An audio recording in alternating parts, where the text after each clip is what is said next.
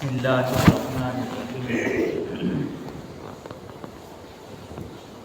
نحمده ونصلی علی رسوله الکریم اما بعد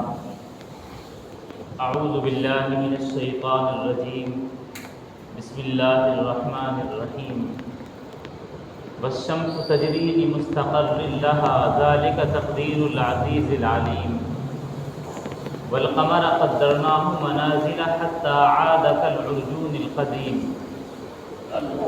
وقال تعالى إن عدة الشهور عند الله 12 شهرا في كتاب الله يوم خلق السماوات والأرض منها 4 حرم صدق الله العظيم۔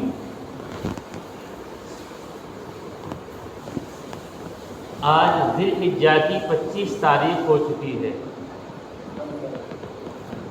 اسلامی مہینوں کے اعتبار سے ذی الحجہ 12واں مہینہ یعنی آخری مہینہ ہے، اور 4-5 دن کے بعد نیا اسلامی سن شروع ہو جائے گا۔ یہ 1444 ہجری چل رہا تھا اور آنے والا 1445 ہجری ہوگا۔ یہ سن ہجری ہے، گویا کہ اس سن کی نسبت اللہ کے نبی صلی اللہ علیہ وسلم کی ہجرت کرنے کی طرف منسوب ہے۔ اسی سے متعلق کچھ بات کی جائے گی انشاءاللہ۔ دنیا کے اندر جتنی بھی قومیں ہیں، جتنے بھی مذاہب ہیں، سب کی اپنی ایک تاریخ ہے، ایک اپنا کیلنڈر ہے۔ جس قوم کی تاریخ محفوظ نہیں، اس قوم کا وجود بھی صحیح طریقے پر نہیں رہتا۔ اس لیے وجود کو صحیح طریقے پر برقرار رکھنے کے لیے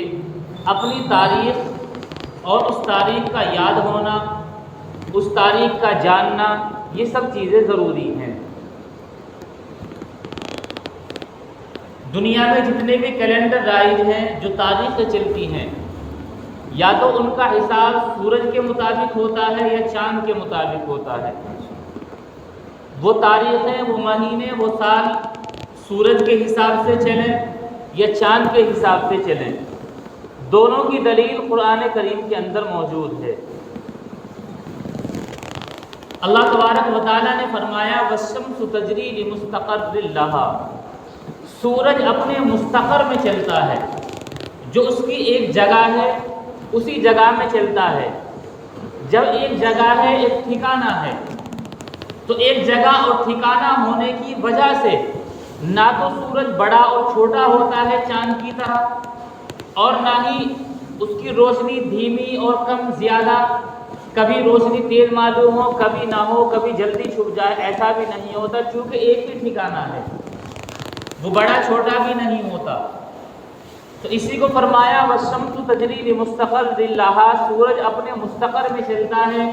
ذالک تقدیر العزیز العلیم، یہ عزیز العلیم یعنی اللہ تبارک و تعالیٰ کا مقرر کیا ہوا ہے۔ والقمر قدرناہ منازل، اور ہم نے چاند کی بہت ساری منزلیں مقرر کی ہیں، حتی عاد کالعرجون القدیم، یہاں تک کہ وہ کھجور کی سوکھی ہوئی شاخ کی طرح لوٹ کر آ جاتا ہے، کہ جس طرح وہ طلوع ہوا تھا کھجور کی سوکھی ہوئی شاخ کی طرح تھا، پھر وہ بڑھتا گیا، بڑھتے بڑھتے پورا ہو گیا، پھر گھٹتے گھٹتے اسی حیت پر آ گیا۔ تو اب دونوں میں فرق، سورج کے متعلق اللہ تعالیٰ نے فرمایا کہ سورج اپنے ایک مستقر میں چلتا ہے، ایک مستقر میں چلنے کی وجہ سے وہ ایک ہی سائز اس کا رہتا ہے، اور چاند کی منزلیں مختلف ہیں، اور منزلوں کے مختلف ہونے کی وجہ سے قرآن کریم نے وجہ بھی بتلا دی کہ وہ چھوٹے سے بڑا ہوتا ہے، بڑے سے پھر چھوٹا اسی طریقے کا ہو کر لوٹ آتا ہے۔ لہذا جب چاند کا مستقر ایک، تو اس کی تعیین کرنا کوئی مشکل کام نہیں ہے، ایک مستقر ہے، ایک ٹھکانہ ہے، تو اب اس کے اعتبار سے مہینے، سال سب متعین کیے جا سکتے ہیں۔ یہی وجہ ہے اگر آپ سورج کے اعتبار سے یعنی سن عیسوی آج سے 10 سال کے بعد کوئی تاریخ جاننا چاہو تو بڑا آسان ہے۔ وجہ یہ ہے سورج کا جو مستقر کل تھا وہ آج ہے، وہ آئندہ بھی رہے گا۔ جب سورج بنا تھا جب بھی اس کا وہی مستقر تھا، اسی جگہ چل رہا تھا، اب تک اسی جگہ چل رہا ہے، روشنی میں بھی کمی نہیں، سائز میں بھی کمی نہیں، اور قیامت تک اسی حیت پر رہے گا جب تک اللہ تبارک و تعالیٰ کی منشا رہے گی۔ لیکن چاند کی منزلیں الگ الگ ہیں، اور قرآن کریم نے متعین بھی نہیں کی کہ اتنی منزل ہیں۔ اگر منزلیں متعین ہو جاتی تو چاند کی منزلوں کے متعین ہونے کی وجہ سے آگے اور تاریخ متعین کی جا سکتی تھی۔ فرما دیا منازل، بہت ساری منزلیں ہیں، جب اپنی منزل طے کر لیتا ہے، 28 میں طے کر لے تو 29 میں نظر آ جاتا ہے، 29 میں طے کرے تو 30 میں نظر آتا ہے، لیکن طے انہی دنوں میں جا کر ہوتی ہے۔ جب منزلیں مختلف ہیں اور سائز چھوٹا بڑا ہوتا ہے تو اسی اعتبار سے چاند کی آئندہ چند سالوں کی تاریخیں یقینی طور پر متعین کرنا یہ ممکن نہیں ہے۔ ہاں، غالب گمان اور رجحانات یا تجربات سے آدمی اس طرح اپنی رائے دے سکتا ہے، باقی جس طرح سورج کے متعلق متعینہ طور سے بیان کیا جا سکتا ہے، چاند کے اعتبار سے نہیں بیان کیا جا سکتا۔ بہرحال انہی سورج اور چاند کو اعتبار سے انہی کو سامنے رکھ کر مختلف قوموں نے اپنے کیلنڈر متعین کیے۔ اس وقت جو دنیا میں سب سے زیادہ رائج ہیں وہ عیسوی کیلنڈر ہے یا ہجری کیلنڈر ہے، جس کو ہم انگریزی تاریخ کے اعتبار سے جانتے ہیں، جنوری فروری کے نام سے جانتے ہیں، وہ عیسوی کیلنڈر، عیسوی سن ہے۔ اور جس کو ہم چاند کے اعتبار سے جانتے ہیں، اسلامی کیلنڈر یا اسلامی تاریخ کے اعتبار سے جانتے ہیں، وہ ہجری کیلنڈر کہلاتا ہے۔ اب ہجری کیلنڈر کی ابتدا کب سے ہوئی اور کیا کیا چیز اس کے واقعات رونما ہوئے، کس بنا پر یہ ہوا، ہمیں اپنی اس تاریخ کو جاننا ضروری ہے۔ اللہ کے نبی صلی اللہ علیہ وسلم کی زندگی آپ پڑھیں تو پتہ چلتا ہے ایک زندگی کا دور مکی ہے، ایک مدنی ہے۔ مکی زندگی میں کفار مکہ کے ساتھ اور مسلمانوں کو رغبت دلانا دین کی طرف، یہ اہم کام رہا۔ پھر مدنی زندگی میں کفاروں کی طرف سے پریشان کرنا، دوسرے قبائل کی طرف سے پریشان ہونا، پھر غزوات اور جہاد اور سریوں کا ہونا، یہ ایک اہم کام رہا۔ اللہ کے نبی صلی اللہ علیہ وسلم کے پردہ فرمانے کے بعد دنیا پھر ایسا ہوا، کچھ لوگ اسلام کے منکر ہو گئے، کچھ اسلام پر قائم تھے لیکن وہ اسلام کی کچھ چیزوں کے منکر ہوئے، جیسے جہاد، جیسے زکوٰۃ وغیرہ کے۔ اسی طریقے پر مرتدین بنے، اور کچھ لوگ ایسے ہوئے جو جھوٹے نبوت کے مدعی ہوئے۔ حضرت ابو بکر صدیق رضی اللہ عنہ کا 2 سالہ دور پوری اس محنت میں گزر گیا۔ اس کے بعد دور فاروقی، حضرت عمر فاروق رضی اللہ عنہ کا دور شروع ہوتا ہے۔ اسلامی فتوحات کا دروازہ کھلتا ہے، مذہب اسلام عرب سے نکل کر عجم کی طرف چلتا ہے، اور جدھر بھی اسلامی لشکر پہنچتا ہے فتوحات ہوتی چلی جاتی ہیں۔ جب فتوحات ہوتی جاتی ہیں، ایسے موقع پر حضرت عمر فاروق رضی اللہ عنہ جیسا ایک سردار، ایک لیڈر، امیر المؤمنین، ایک قائد، ایسا قائد جو اپنی رعایا کی تمام کی خبر گیری کرتا ہے، تمام گورنروں کے پاس خطوط جاتے ہیں، سب کی خیر خبر ہوتی ہے، ملکی اور معاشرتی حالات جانے جاتے ہیں۔ اسی دوران ایک خط حضرت ابو موسیٰ اشعری رضی اللہ عنہ کو آپ نے لکھا حالات جاننے کے لیے۔ حضرت ابو موسیٰ اشعری رضی اللہ عنہ نے خط کا جواب لکھا، جواب میں یہ بات کہی کہ اے امیر المؤمنین، اگر ہم ایک اسلامی کیلنڈر اور اسلامی سن کا انتخاب کر لیں جس کے اعتبار سے خط خطوط پر تاریخ ڈالی جائے، تاریخ کے بعد خط کی اہمیت بھی بڑھتی ہے اور خط کا وزن بھی بڑھتا ہے، اس معنی کر کہ پتہ چل جائے گا کس تاریخ کو خط لکھا گیا،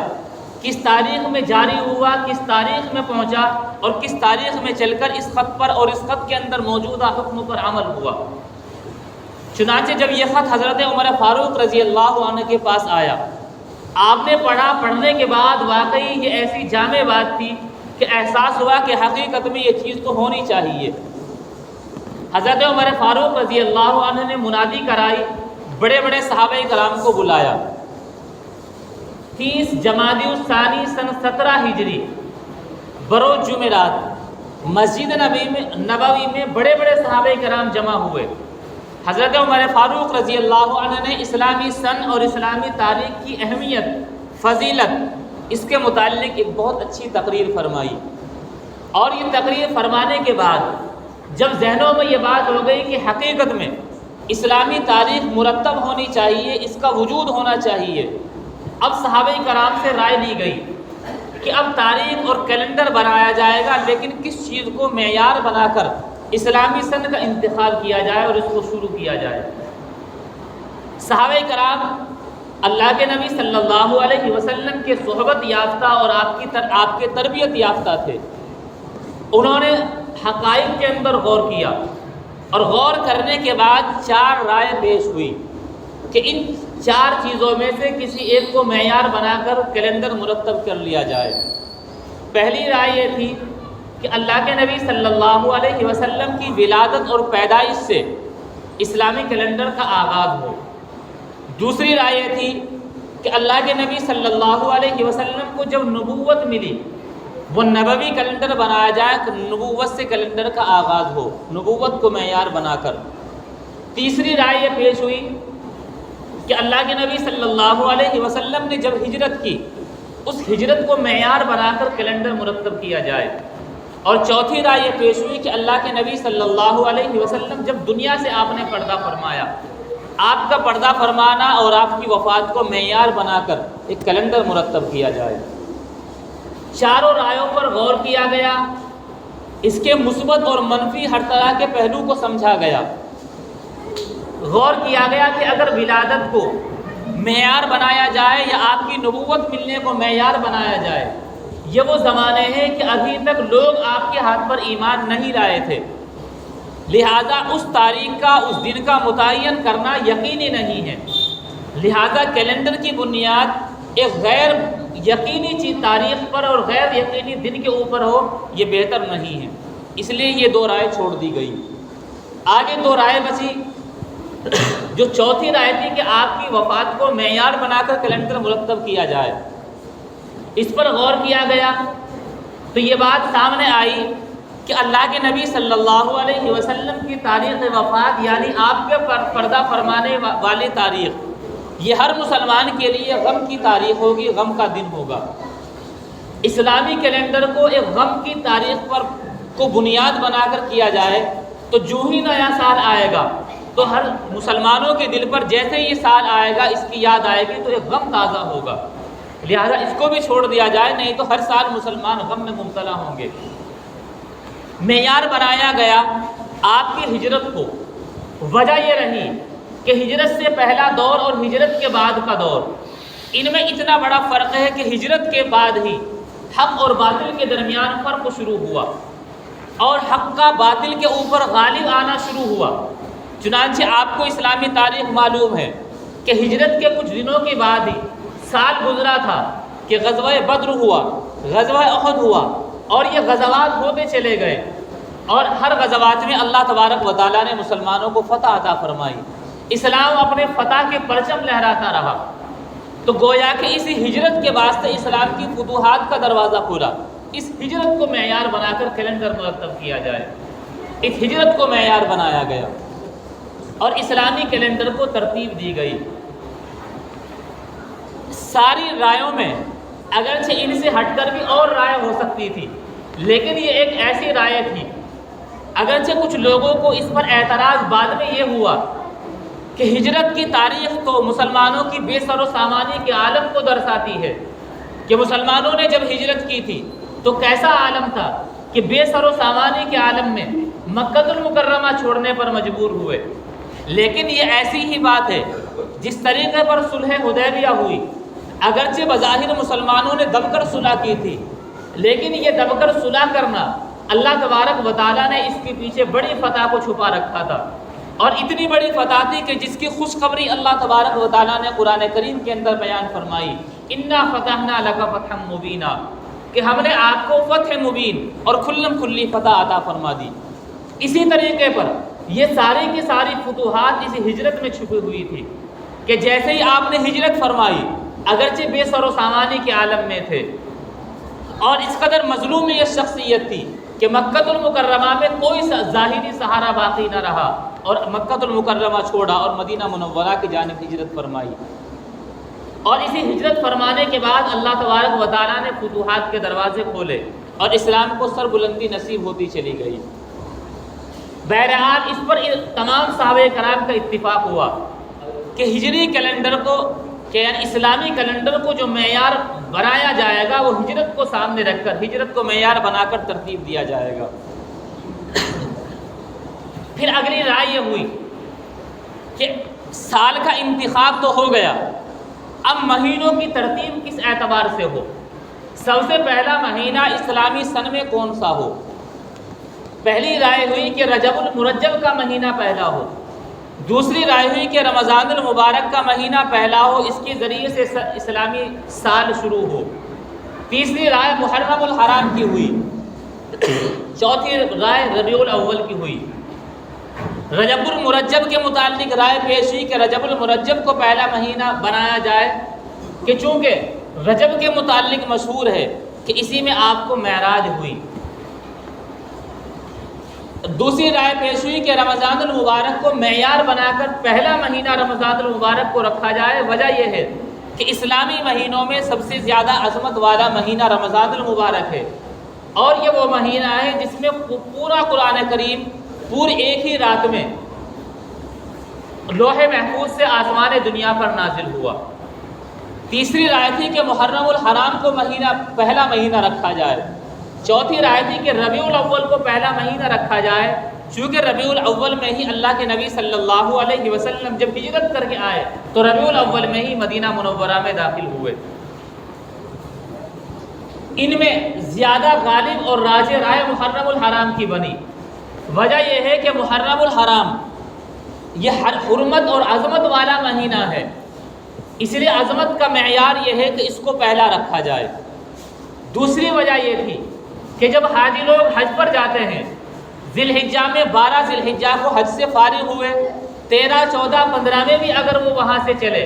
تو آخر ذی الحجہ میں پہنچ جاتے ہیں، شروع محرم الحرام تک وہ اپنی منزل تک آ جاتے ہیں۔ تو جب لوگ اپنی منزل پر پہنچ آئیں، اب سال کا شروع ہو تاکہ اب وہ نئے سال کی اپنی پلاننگ اور تیاریاں کر لیں۔ اور تیسری وجہ اس کی یہ بھی رہی کہ اللہ کے نبی صلی اللہ علیہ وسلم سے پہلے عرب کے اندر جو کیلنڈر چلتا تھا اس میں بھی محرم الحرام پہلا ہی مہینہ تھا، لہذا ان تین وجوہات کی بنا پر محرم الحرام کو پہلا ہی مہینہ رکھا گیا، اور اس طریقے پر اسلامی سن کا آغاز ہوا۔ اسلامی سن اس کا آغاز ہوا، اسلامی سن میں بھی 12 مہینے، اور دنیا کی جتنی قومیں اپنے کیلنڈر رکھتی ہیں، اپنی تاریخیں رکھتی ہیں، سب کے اندر 12 مہینے ہیں۔ وجہ یہ ہے کہ ان 12 مہینوں کو اللہ تبارک و تعالیٰ نے ہی متعین کیا ہے۔ قرآن کریم کے اندر اللہ تعالیٰ نے فرمایا ان عدت الشہور عند اللہ 12 شہرا فی کتاب اللہ یوم خلق السماوات والارض، کہ اللہ تبارک و تعالیٰ کے نزدیک مہینوں کی تعداد 12 ہے، اور یہ تعداد فی کتاب اللہ تعالیٰ کی کتاب میں لکھی ہوئی ہے۔ اور کب لکھی گئی تھی؟ یوم خلق السماوات والارض، جس دن اللہ تعالیٰ نے آسمان اور زمین کو پیدا فرمایا، اسی دن یہ بات لکھی جا چکی تھی کہ آگے جب لوگ اپنے کیلنڈر مرتب کریں گے سب کے سب 12 ہی مہینے مرتب کریں گے، 12 مہینے رکھیں گے، یہ لکھا جا چکا تھا فی کتاب اللہ تبارک و تعالیٰ کی کتاب میں کہ اللہ تبارک و تعالیٰ کے نزدیک مہینوں کی تعداد 12 ہی ہے۔ منہا اربعۃ الحرم، ان میں سے 4 مہینے وہ اشہر حرم کہلاتے ہیں، حرمت والے کہلاتے ہیں۔ ان حرمت والے مہینوں میں ایک مہینہ محرم الحرام کا بھی ہے۔ 4-5 دن کے بعد نیا اسلامی سن شروع ہو جائے گا، اس اسلامی سن کا پہلا مہینہ محرم الحرام شروع ہو جائے گا۔ یہ عظمت والا مہینہ ہے، حرمت والا ہے۔ اب اسلامی تاریخ کے متعلق سب سے اہم بات یہ ہے کہ اسلامی تاریخ کا یاد رکھنا واجب کفایہ ہے۔ جس طریقے پر جنازے کی نماز فرض کفایہ ہوتی ہے، اور فرض کفایہ کا حکم آپ کو معلوم ہے کہ پوری بستی میں سے اگر کچھ لوگوں نے بھی کسی کی جنازے کی نماز پڑھ لی تو سب کی طرف سے فرض ادا ہو گیا۔ اور اگر کسی نے بھی جنازے کی نماز نہیں پڑھی تو پوری بستی والے گنہگار ہوں گے۔ یہی حکم واجب کفایہ کا ہے کہ پوری بستی کے ہر فرد پر اس تاریخ کو یاد رکھنا واجب، لیکن اگر سب نے بھی یاد نہ رکھی، کچھ لوگوں کو اسلامی تاریخ یاد رہی تو واجب سب کی طرف سے ادا ہو جائے گا۔ اور اگر کسی کو بھی یہ واجب اسلامی تاریخ یاد نہ ہو تو اس واجب کے یاد نہ رکھنے کی وجہ سے، اسلامی تاریخ کے یاد نہ رکھنے کی وجہ سے پوری بستی والے گنہگار ہوں گے۔ وجہ یہ ہے چونکہ اہل اسلام پر جتنی بھی عبادتیں اللہ تبارک و تعالیٰ نے فرض یا واجب قرار دی، سب کا تعلق اسلامی تاریخ سے ہے۔ اگر نماز کو ہی دیکھا جائے تو وہ اوقات یہ بھی اسلامی اعتبار سے، اس سے آگے چل کر جو اور عبادتیں ہیں، روزے کی عبادت ہو تو اسلامی اعتبار سے رمضان المبارک کا مہینہ، اس کے متعلق اللہ کے نبی صلی اللہ علیہ وسلم نے فرمایا صوموا لرؤیتہ وافطروا لرؤیتہ، کہ تم روزہ رکھنا شروع کرو تو بھی چاند دیکھ کر، اور روزہ رکھنا چھوڑو تو بھی چاند کو دیکھ کر، اور چاند کو دیکھ کر ہی اسلامی سن شروع ہوتا ہے۔ تو گویا کہ چاند کے اعتبار سے ہماری عبادت۔ زکوٰۃ کے متعلق حکم ہے کہ زکوٰۃ اس شخص پر واجب ہے کہ جس شخص کے جو صاحب نصاب ہو اور اس کے مال پر سال گزر جائے، اس سال کا اعتبار بھی اسلامی تاریخ کے اعتبار سے ہوتا ہے۔ یہی وجہ ہے کہ علماء کرام نے لکھا کہ انگریزی اعتبار سے اس کا اعتبار نہیں، چاند کے اعتبار سے یاد رکھنا عام دنوں میں ممکن نہیں، رمضان المبارک میں چونکہ ہر آدمی کو یاد رہتا ہے کہ پچھلے رمضان میں زکوٰۃ ادا کی تھی، لہذا یہ رمضان آ گیا، چاند کے اعتبار سے میرے مال پر سال گزر گیا، اس سال زکوٰۃ ادا کی جائے گی۔ حج ادا کیا جائے تو بھی چاند کے اعتبار سے، چونکہ ذی الحجہ کی 8ویں تاریخ سے لے کر 12 تاریخ تک حج ہوتا ہے، یہ تاریخ بھی اسلامی۔ اسی طریقے پر قربانی کی جاتی ہے 10 ذی الحجہ سے لے کر 12 ذی الحجہ تک۔ اسی طریقے پر تکبیر تشریق پڑھی جاتی ہے 9 ذی الحجہ کی فجر سے لے کر 13 ذی الحجہ کی عصر تک، یہ بھی اسلامی اعتبار سے۔ کون سی عبادت دیکھی جائے، ہر عبادت کا تعلق چاند سے یعنی اسلامی تاریخ سے جڑا ہوا ہے۔ جب ہماری تمام تر عبادتیں اسلامی تاریخ سے جڑی ہوئی ہیں تو ہمیں اسلامی تاریخ کا یاد رکھنا ضروری ہے، اس کی اہمیت اور عظمت کا علم بھی ہمارے سینوں میں ہونا چاہیے۔ ٹھیک ہے، جس معاشرے کے اندر ہم زندگی گزار رہے ہیں، اس معاشرے میں لوگ انگریزی اعتبار سے اپنے حساب و کتاب کرتے ہیں، ہم اپنے دنیاوی دیگر معاملات ان کے اعتبار سے اگر کرتے ہوں تو انگریزی اعتبار سے کریں، لیکن اپنے معاملات کو چاند کے اعتبار سے بھی دیکھنا چاہیے، اور چاند کی تاریخ، اس سن، مہینہ، ان کو بھی یاد رکھنا چاہیے، یہ واجب کفایہ ہے۔ بہرحال اسلامی سن کا پہلا مہینہ محرم الحرام ہے۔ محرم الحرام مذہب اسلام سے پہلے بھی اس کا نام یہی تھا، مذہب اسلام کے بعد بھی یہی نام رہا۔ مذہب اسلام سے پہلے بھی اس کی عظمت کی جاتی تھی اور مذہب اسلام کے بعد بھی اس کی عظمت کی جاتی ہے۔ اور اس کی عظمت کے متعلق حضرت عبداللہ بن عباس رضی اللہ عنہ جو مفسر قرآن کہلاتے ہیں، انہوں نے اس کی عظمت کے متعلق ایک بات اور ذکر کی کہ جو قرآن کریم کی آیت ہے سورہ فجر، اللہ تعالیٰ نے فرمایا والفجر ولیال عشر، قسم ہے فجر کی، ولیال عشر، اور 10 راتوں کی۔ ان 10 راتوں کے متعلق تو مفسرین کرام کا اتفاق ہے کہ وہ 10 کی 10 راتیں ذی الحجہ کی شروع کی 10 راتیں ہیں، لیکن والفجر کے متعلق جس فجر کی اللہ تعالیٰ نے قسم کھائی، حضرت عبداللہ بن عباس رضی اللہ عنہ بیان فرماتے ہیں وہ کوئی عام فجر نہیں ہے، بلکہ وہ محرم الحرام کی پہلی تاریخ کی جو فجر ہوتی ہے وہ فجر مراد ہے، اللہ تعالیٰ نے اس کی قسم کھائی ہے۔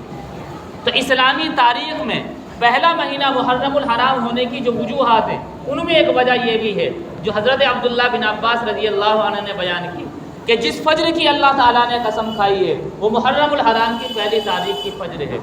لہذا اس کی عظمت اس سے بھی واضح ہوتی ہے کہ پہلا مہینہ یہ ہے۔ اللہ تبارک و تعالی ہم سب کو صحیح سمجھ عطا فرمائے اور ہمیں اپنی اسلامی تاریخ اور سن کو یاد رکھنا یہ ہمارے لیے آسان فرمائے اور اسے یاد رکھنے کی توفیق عطا فرمائے۔ وآخر دعوانا الحمدللہ رب العالمین۔